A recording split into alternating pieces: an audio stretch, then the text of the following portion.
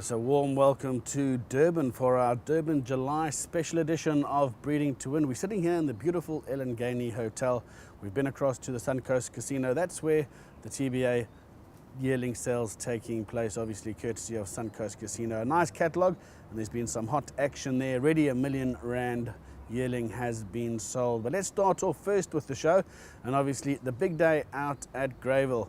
And that's where we hosted 4 Group 1 races on the day, and also the TBA's KZN R1 million race. And obviously a lot of guys looking to buy yearlings this year round to have a runner next year at the Durban July. But first up was the 2-year-olds fillies race. It's the Golden Slipper, brought to you by the Zulu Kingdom, and this one representing 600,000 rands worth of prize money. A top-class field lined up, including the likes of Carry On Alice and Alboran C. Touch about 4 lengths off them at the rail, about 6th position.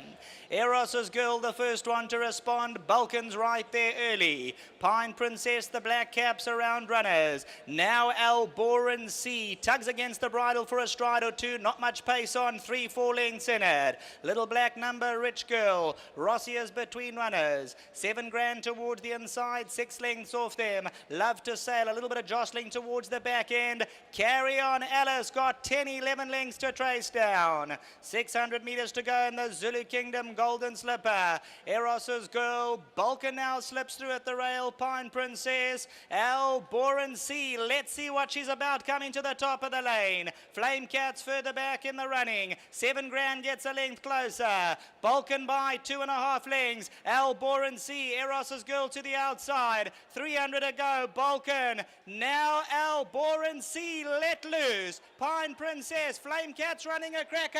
Alboran C hit the front. Down the center, Pine Princess. Flame Cat. Alboran C. Bilateral gets going. Pine Princess. Alboran C needs the line. Bilateral's flying on the inside.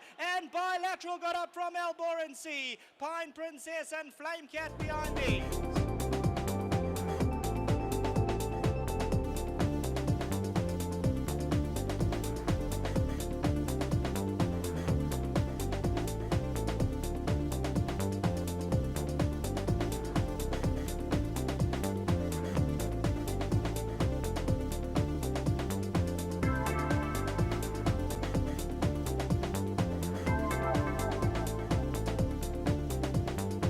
Fantastic victory there, and a great race, always the Golden Slipper. But next up will be the Colt version. Now this is brought to you by Durban.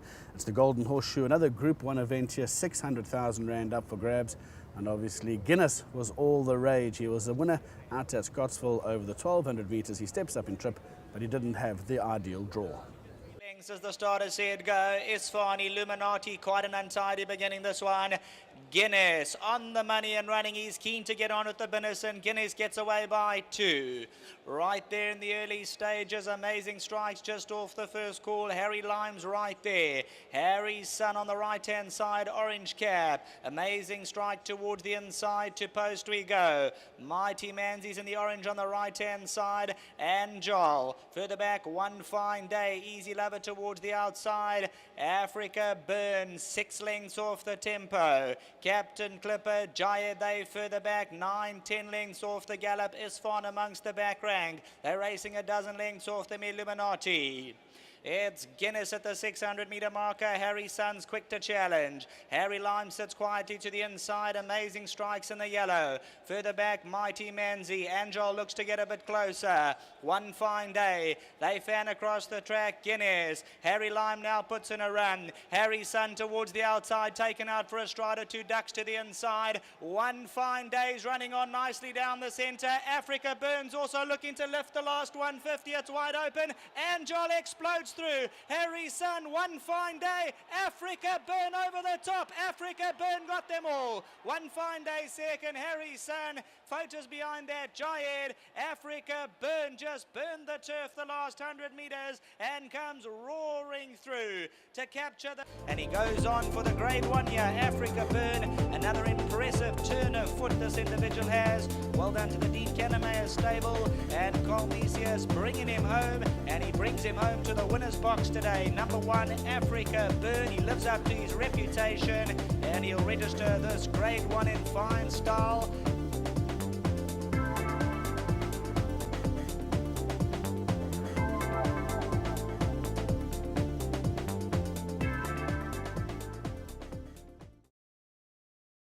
Next of the Group 1 features is the Vodacom Durban July. A smaller field this year, but certainly didn't lack for quality. And the big question was whether the 3-year-olds were as good as what the public believed they were, or whether it was going to be one of the older brigade that brings home the lion's share of the spoils. Let's see what happened out at Greyville on Saturday. Handler comes clear. The big showdown. Gates crash open to the roar of the crowd. Espumanti's right there in the early stages. White Line Fever has a good early position. As they look for good early positions, Espumanti, White Line Fever. Wiley Hall's just off them. Legislate the pink caps moving around Talina. Halve the deficits behind these. Futura's beautifully placed at the rail, the white cap. Cape Town Noir further back in the running. In the fast lane, Captain America almost came down, had a check for a stride or two. King of Pain moves around runners in the fast lane. Louis the King's 3 around the red cap. Rakes Chestnut third to last. Jet Bell and Cherry on the tops, the trailer in the Vodacom Durban July. Legislate now strides forward. There's no pace on as expected, a number of fighters, and Legislate now looking to do the work in front. Wiley Hall's right there. Espumanti's at the rail. Talina. White Line Fever for Turin. Halve the deficit. In the fast lane, 6 lengths off the leader. Cape Town Noir. Punta Arenas further back. Captain America. Louis the King raises his crown. He's 9 lengths off the leaders. Jet Bell, Rakes, Chestnut and Cherry on the top. Halve the deficit makes a move on the right-hand side. Wiley Hall now picks it up. Halve the deficit second. Legislate waits in third. Espumanti scraping. Paint 3.5 off them. Telina's further back. White Line Fever Futura. In the fast lane, Cape Town Noir. King of Pain and Captain America, 9-10 lengths to make up. Louis the King's going to have to start up his engine. He's 10 lengths off the leader. Homeward bound in the Vodacom July. Wiley Hall by 2. Legislates and halve the deficit second and third. Espumanti Talina. Wiley Hall. Legislate now let loose at the 300-meter marker. And Legislate now takes on Wiley Hall. Halve the deficit further back. Wiley Hall digs in. Legislate, they come together. Wiley Hall. Legislates now alongside. Wiley Hall. Legislate. Futura's flying on the inside. Here it comes. Wiley Hall perhaps ahead. Wiley Hall legislates on the outside. Futura gets going at the end of the race, but as they come to the line, number 5, Wiley Hall rises up.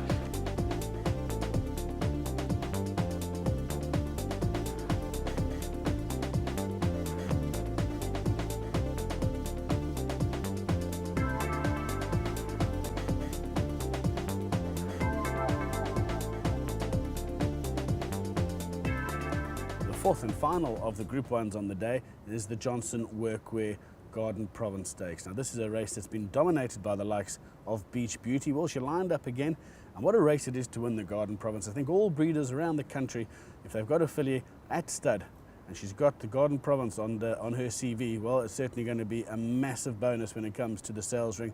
And this year's race certainly had the quality to match any previous runnings of this event. Beach Beauty taking on the likes of Hammy Hooker, and you've also got some of the up-and-coming 3-year-olds like Maybe Yes. Let's see what happened in the Garden Province race at Greyville. Back of the field, there goes Louvre into her favourite position. Razzle Dazzle Rose is right there. Beach Beauty's back in third, only a length and a half off the leader. She had a good draw today. Hammy's Hooker's only a length off her.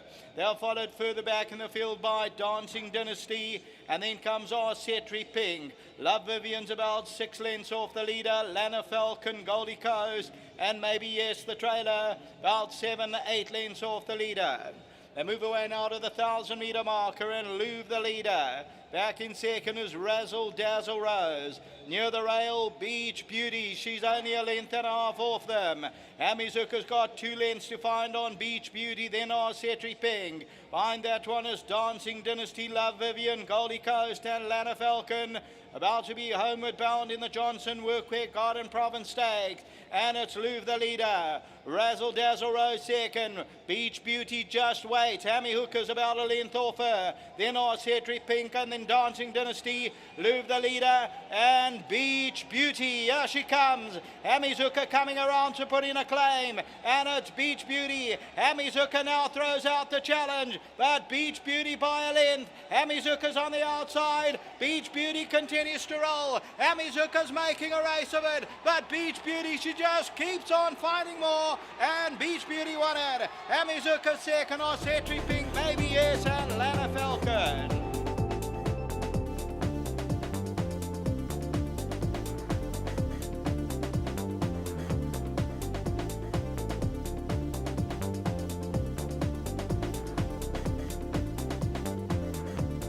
Well, all the hype down at the Suncoast sale was obviously looking to buy one of those yearlings that'll be able to qualify for the big R1 million race. It's held on July Day each year. It's a pretty new race, but as we know, these sales incentive races, they certainly attract a lot of interest. And this year has certainly attracted a nice field. Vaughan Marshall was successful last year with Ace Antonius, and certainly a very strong field lined up at Greyville for the running of the R1 million event sponsored by the Suncoast Yearling sale. When the starter said go, off to lead them Garden Treasure, one of the first out of the gate. Man from Milan is right there shortly after the start. Garden Treasure's in the green, and Beckerdorf overcoming that draw. Viking Castle's fighting with the rider. El Capitano's very wide.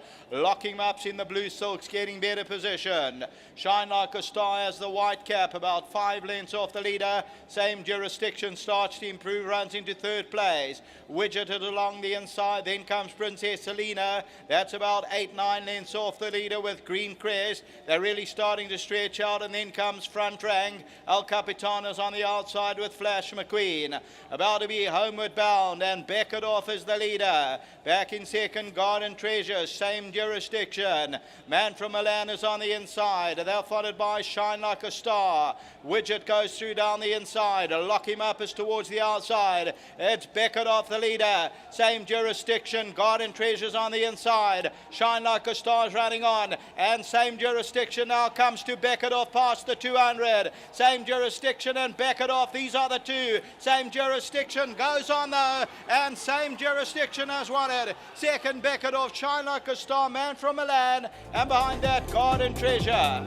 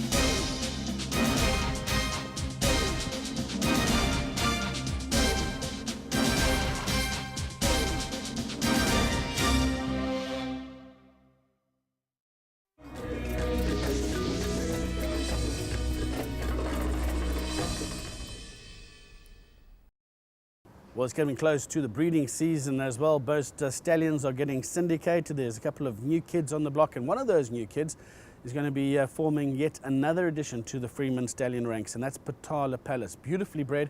He started off his career with Mike Azzi, and he certainly held one of the best performances in the Group 1 victory when he stormed home, and a massive addition to the Highland Stallion barns as well. Let's take a look at Potala Palace. Potala Palace going strongly in the closing stages, and here is one stylish performance. Potala Palace draws away to win it by 4 to 5 lengths. Potala Palace is looking to lug outwards, but his class will prevail. Potala Palace. Potala Palace from Euro Silver is looking to grab stride for stride. Potala Palace just kept going from Euro Silver. Potala Palace has come back strong. Potala Palace will win the Joburg Spring Challenge. Potala Palace is a charismatic, superbly conformed quality horse who raced amongst the best and won at the highest level. He is a proud horse and very obviously aware of the fact that he set a new yearling record of 3.6 million rand at the yearling sales in 2010. Those great looks and sublime pedigree were much in demand at the sales. He has already settled in at Highland Stud Farm. Freeman Stallions have been mandated to syndicate and manage his stud career. John Freeman and the Highlands team are on record as saying that Potala Palace is an obvious sire prospect because he is a direct descendant of international sire-producing stock. He is a Grade 1 winning son of multiple Group 1 winning dual champion turf horse Singspiel, who has proven his credentials as sire of sires in South Africa through his son Lateral, this season's leading freshman sire. And his dam, Alignment, who was trained by Sir Michael Stout, earned a Timeform rating of 98 for her places in group races in the UK at 2 and 3 years. She is a sibling of Lord Weinstock's talented 2000 Guineas winner Golan, who was also trained by Sir Michael. He earned a Timeform rating of 125 to become the third highest rated 3-year-old of his generation. Potala Palace hails from the fabulous Simon Shoes dam line that traces through the Blue Hen Delmery to the family of the greatest stallion in the world, Sadler's Wells. This is the tail female line of numerous influential sires including Appalachie, Arkopenko, Bandini, Golden Thatch, Jade Robbery, Moccasin, Numerous, Nurev, Sadler's Wells, Stormy Atlantic, Thatch, Thatching, and many others. Potala Palace is line bred to this incredible sire-producing dam line, a formula that has played a vital inbreeding role in the pedigrees of many champion racehorses globally. Potala Palace is an ex-Gauteng-trained Grade 1 performer in both KZN and the Cape. Trainer Michael Azzi told Racing Post UK after he bought him at the National Yearling Sale that he is an awesome specimen. He took my breath away. I knew that he'd be the top price on the sale because he was the talking horse of the sale. Michael's high regard of Potala Palace at the National Yearling Sale was soon confirmed on the racecourse.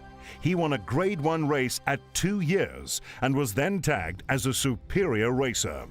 He reeled off 3 consecutive wins, including the Grade 1 Premier's Champion Stakes, beating 8 Grade 1 horses, including subsequent Grade 1 winners Gimme the Green Light, Fighting Warrior, and Master Plan. The collateral form of his Grade 1 win is excellent, as all of the horses that he beat made a name for themselves. He broke his maiden at 2 years, easing up 6 lengths clear of the field. Potala Palace is still 2 lengths clear of Captain Haddock.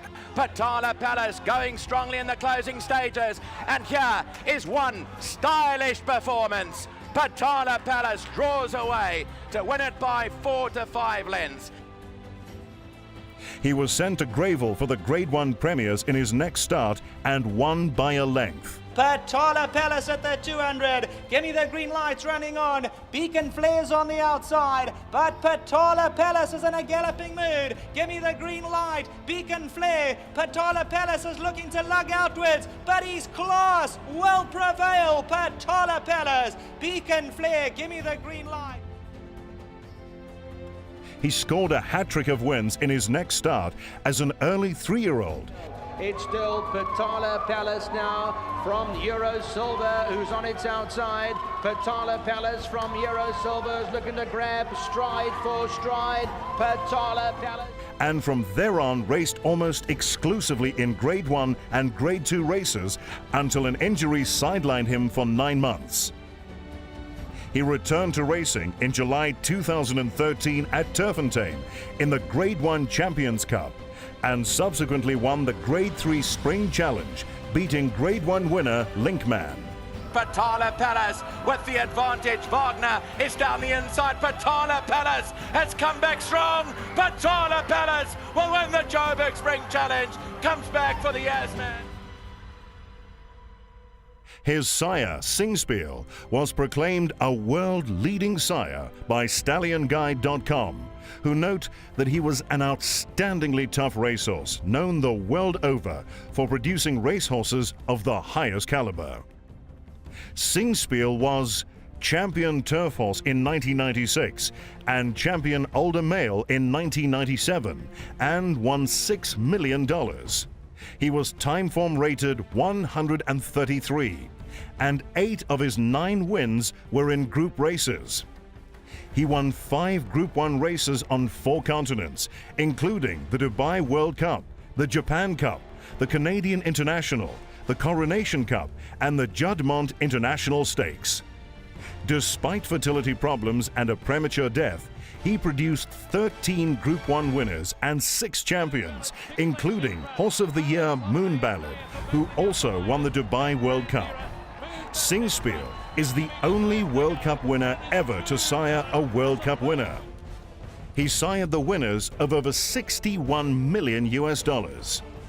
Singspiel is a leading sire of sires, including the very promising South African freshman sire Lateral, also of Moon Ballad, Eastern Anthem, and others. Singspiel is out of the influential mare Glorious Song, who was Canadian Horse of the Year and North American Champion. And apart from getting Singspiel, she also produced Jetmaster's sire Rakeen, as well as leading sire Rahi. Potala Palace stands at Highland Stud Farm. Freeman Stallions are offering shares for sale. Call John Freeman on 021 418 0566.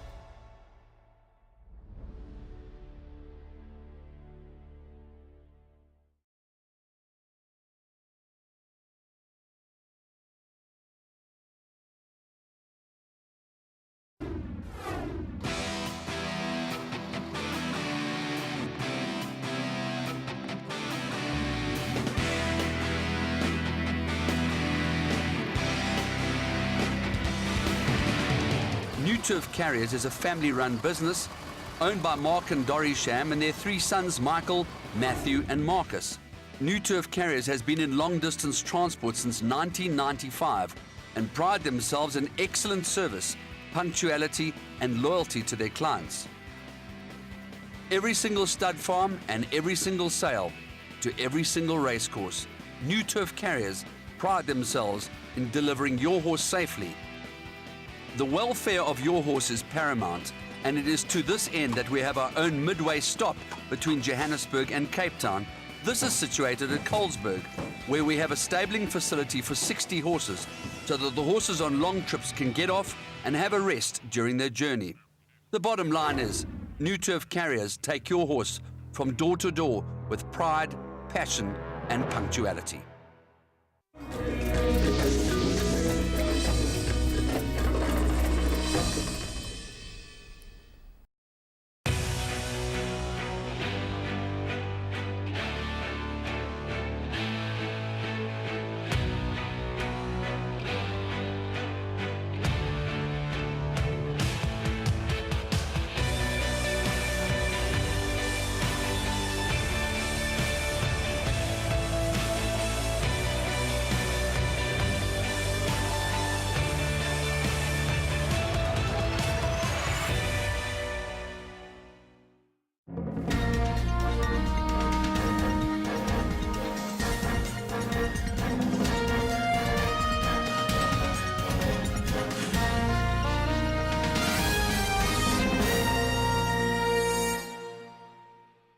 Well, Potala Palace, a son of Singspiel and new blood in terms of that bloodline here in South Africa for breeding. But now yet another one, and what an accomplishment and what an accomplished racehorse Duke of Marmalade is. Bought now and will be residing at Drakenstein Stud. We took time out and Kevin Sommerville told us a little bit more after this insert.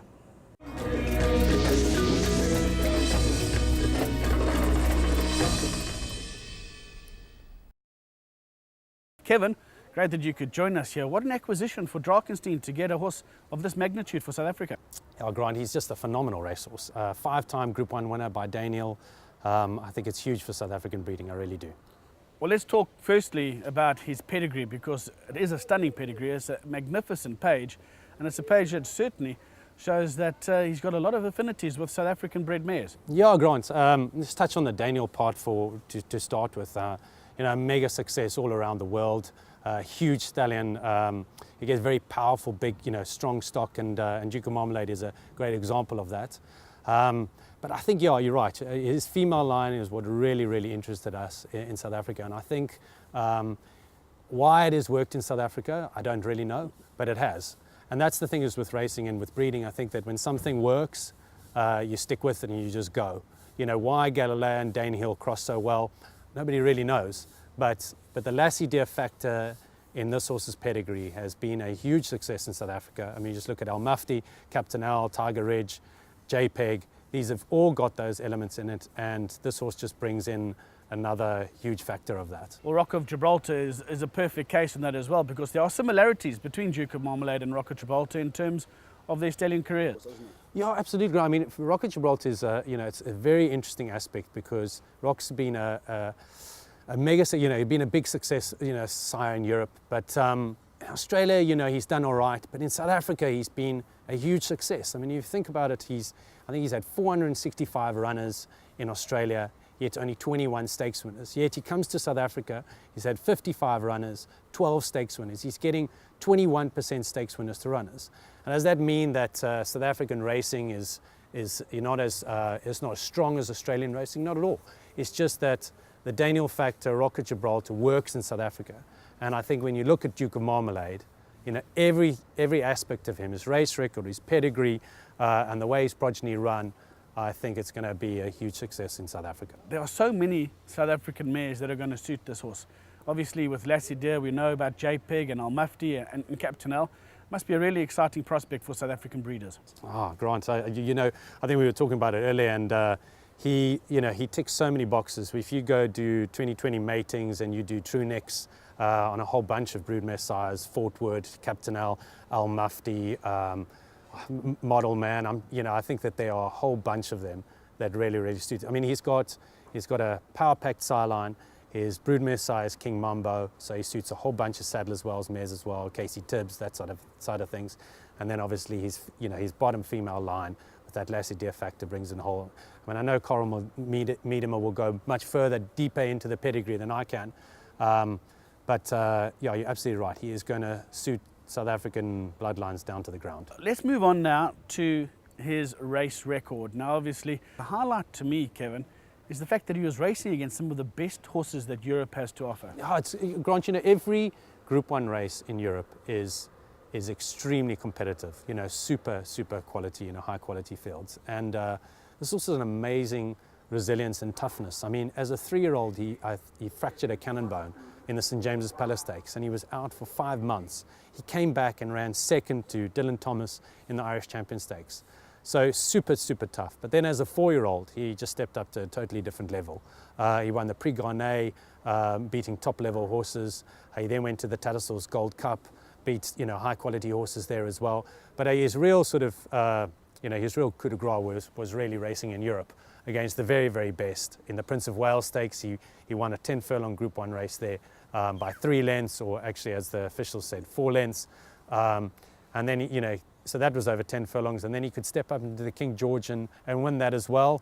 And then his final start, not his final start in his racing career, but his final Group 1, in which he won 5 Group 1s in a row in Europe. And that is no mean feat.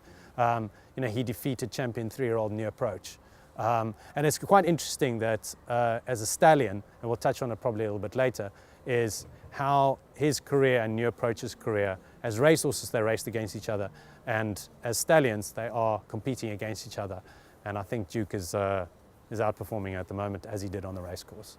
Distance-wise as well, obviously he's a sire that he's got a bit of stamina. He's the type of stallion that can produce horses that are going to be really competitive in races like the JMB Met, the Summer Cup, and obviously the July as well. That is exactly the reason why we bought Duke of Marmalade. We as a stud want to aim our stock at the best races in South Africa, You know, we still, and I think it's great for South African racing, our top races, the Met, the Julys, the Derbies, the Oakses and things like that, those are still the races that owners and breeders want to win. And I think that we must never change that, because it allows our progeny to go across overseas and compete in all those valuable races over 10 furlongs. Duke of Marmalade, while he can get group winners, and he has from 7 furlongs to 12 furlongs, so the whole range, predominantly he's siring around 9 to 11 furlongs. That's where he's getting his best stock. And I think that that's where he's going to be competitive in South Africa. So I think that that's exactly the reason why we bought him, is because we aim his stock at those top quality races. Let's have a look at some of his progeny as well, because you were telling me about his statistics as a stallion already, and we're going to show a couple of slides pertaining to that. But he really has got his career off to a great start, hasn't he? Europe is an extremely competitive race. There are no soft listed races or group races to run in. This horse is already sire. I mean, he's currently got young 4-year-olds running for him, but you know, he's already sired 10 stakes winners, 5 group winners in Europe.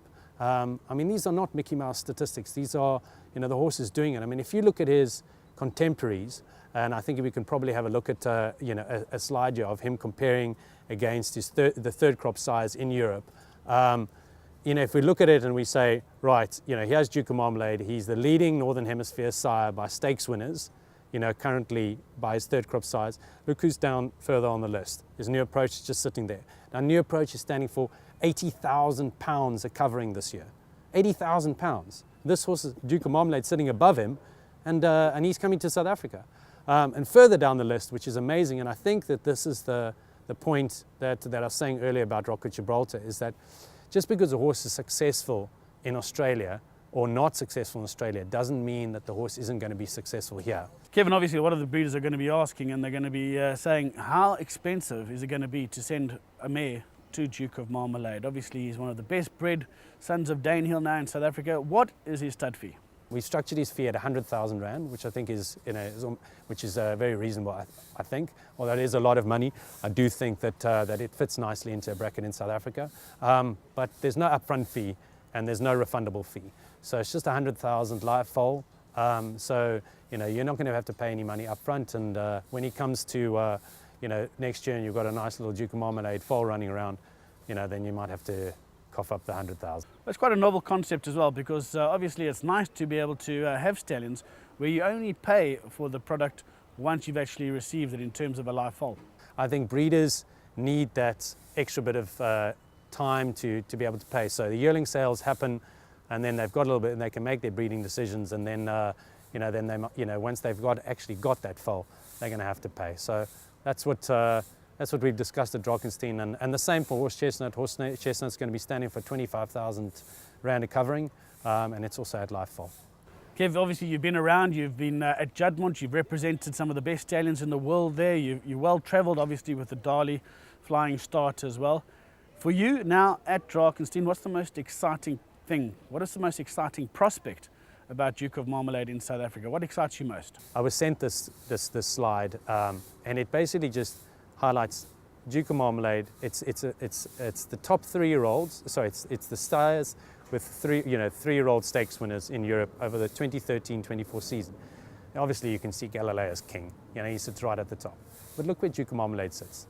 This horse is getting a high percentage of stakes winners to runners against the very, very best in Europe. I mean, look at the list of stallions behind there. I mean, we would die for some of those stallions to come to South Africa. Dancilli, Invincible Spirit, Oasis Dream. And you look further down the list and you see horses like See the Stars, and you think, this is not an easy place to get stakes horses. There is no easy place, because if it was, you know, See the Stars would be, you know, siring 15 stakes winners. It's not. They're super competitive. So it's, for me, while he's got a phenomenal pedigree, phenomenal race record, it's the fact that he is reproducing high quality stock. And I think that for me is the most exciting thing about bringing him to South Africa. That slide certainly represents the premiership of stallions, doesn't it? It's a fantastic achievement right up there, Duke of Marmalade, and a great acquisition for South Africa. Kevin, last and final question. Where and how do breeders go about booking their services to Duke of Marmalade? Yeah, no, Grant, they can contact myself. And obviously you can contact Ross to do the to the bookings when the actual mares get booked in. But yeah, they can contact myself for bookings.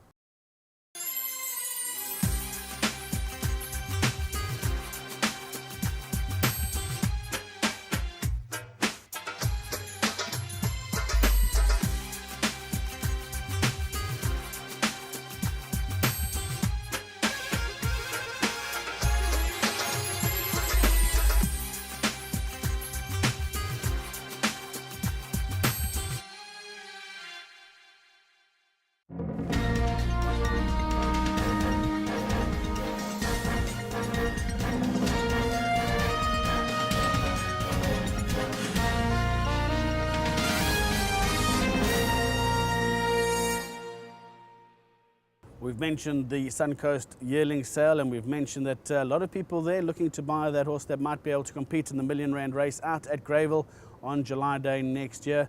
Well, the Breeding to Win team took time out to go catch up with what was happening at the Suncoast Resort, and also spoke to a couple of people, including the auctioneer there, Graham Hawkins.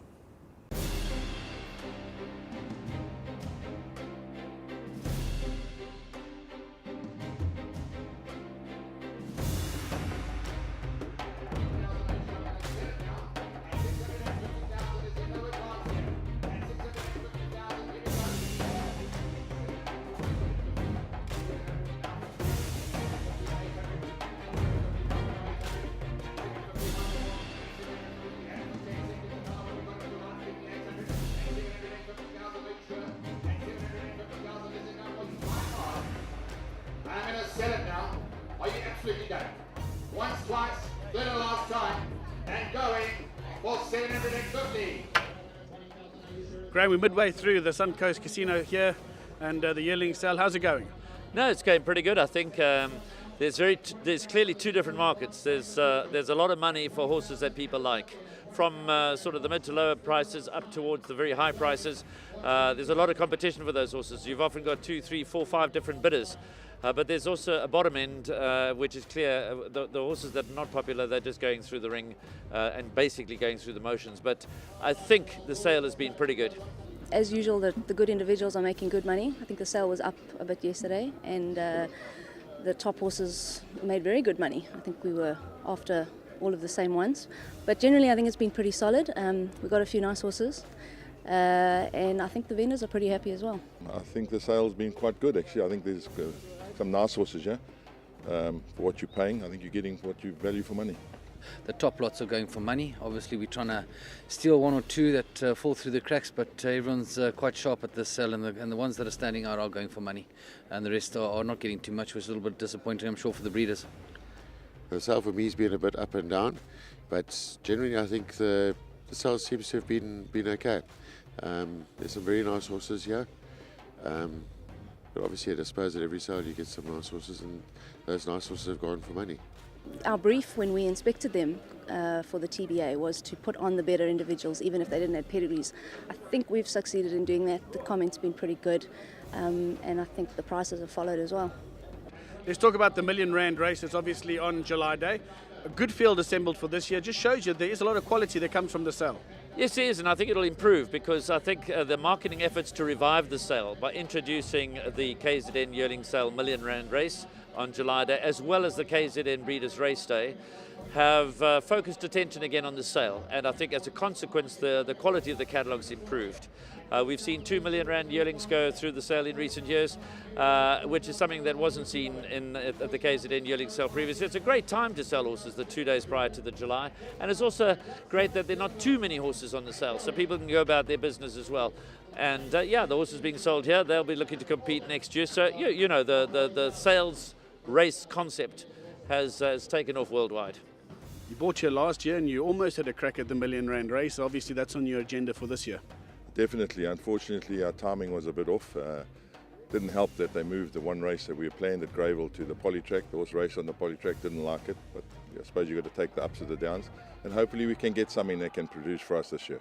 You know, there's opportunities few and far between in Zim at the moment, and you know, we're surviving and existing rather than actually progressing forward. So at the moment we're looking to make the move to Cape Town and see if there's an opportunity there for us, start off small and work our way through. guys are wanting to get involved and maybe take shares in the yard, who do they contact? I think myself or Gareth Pepper or Ronnie Sheehan, we're joining up with Ronnie, so those will be the best to speak to and be able to contact us. The horses, I have to say, have been turned out immaculately. Even those that haven't found favour with the buyers, you can't fault the way in which they've been presented for sale. Such is life. Some people just don't like certain stallions. As you know, it's a very fashionable business. You're in one day, you're out the next. But I was very impressed with the manner in which he's also been presented for the sale. And it's also nice to have a strong representation from the Cape. So we've got a lot of variety for the buyers. So good attendance and a good vibe.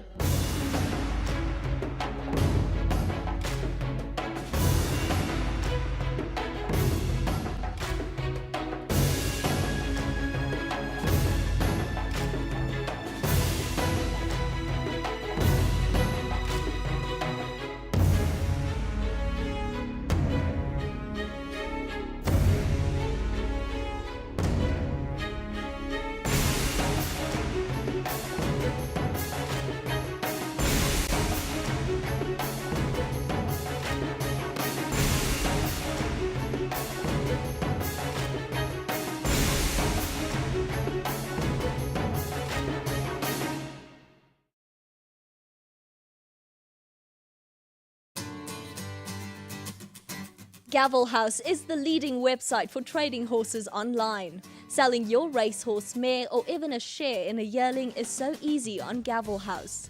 You can browse our sires directory to match the best mating for your mare with text description, videos and up-to-date sires reports. Gavelhouse.com is the best way to sell your horse.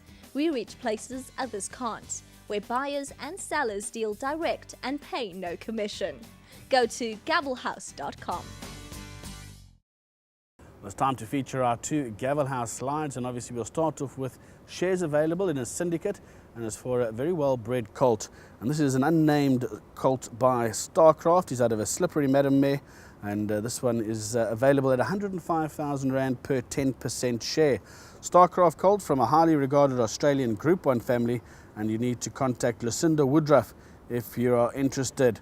Jeff Woodruff purchased this colt off the Melbourne sale in 2013, their premier sale. He's a powerful, strapping colt by a leading Australian sire, Starcraft. About his sire, well, Starcraft is a proven Group 1 sire and source of high-class speed, and he's also produced international Group 1 winners in Australia, New Zealand and the UK.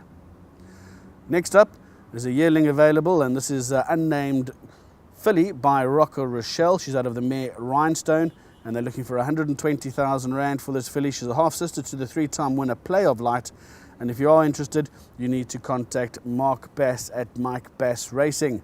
She's a smart, athletic filly. She's from the family of trademark Lamborghini and in the fast lane, and she's a half-sister to Play of Light, who, as I've mentioned, is already a three-time winner. Shares are also available if you want to get involved.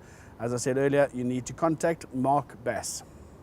Well, that brings to a close our July edition of Breeding to Win. We look forward to being with you next week. Some fantastic racing still to be seen out in KZN during the course of the winter season, and the big meeting out at the end of July, the Gold Cup. Well, that promises to certainly tie up the Trainers' Championship as well as the Jockeys' Championship and Breeders' title. We look forward to bringing you all the action going forward from there as well. But from all of us here in KZN, in the beautiful weather that KZN has to offer this time of the year, we certainly wish you a fantastic week ahead.